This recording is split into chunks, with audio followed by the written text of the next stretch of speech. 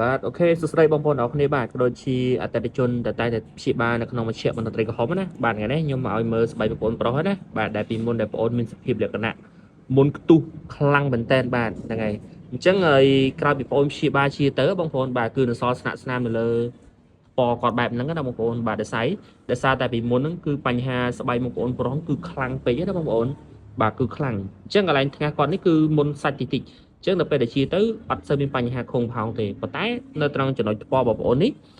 បន្ទាប់ពីព្យាបាលជានៅមុនខ្ទុះដំបៅទៅគឺនៅសល់ស្នាក់ស្នាមប្រហោងខុងណាបងប្អូនអញ្ចឹងហើយបងប្រុសគឺគាត់មកទទួលសេវាកម្ម 10D បងប្អូនណាបាទគឺគាត់ធ្វើសេវាកម្ម 10D ថែរក្សាកុំឲ្យមុខបងប្អូនគឺឡើងខ្លាញ់ហើយ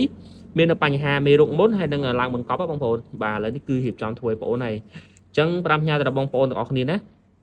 ដែលមានបញ្ហាទៅលើស្បែកមុខមុនកុំទុកមុខឲ្យខ្លាំងណាបងប្អូនបាទហើយកន្លែងដែលខ្ញុំចង្អុលនេះពីមុនគឺ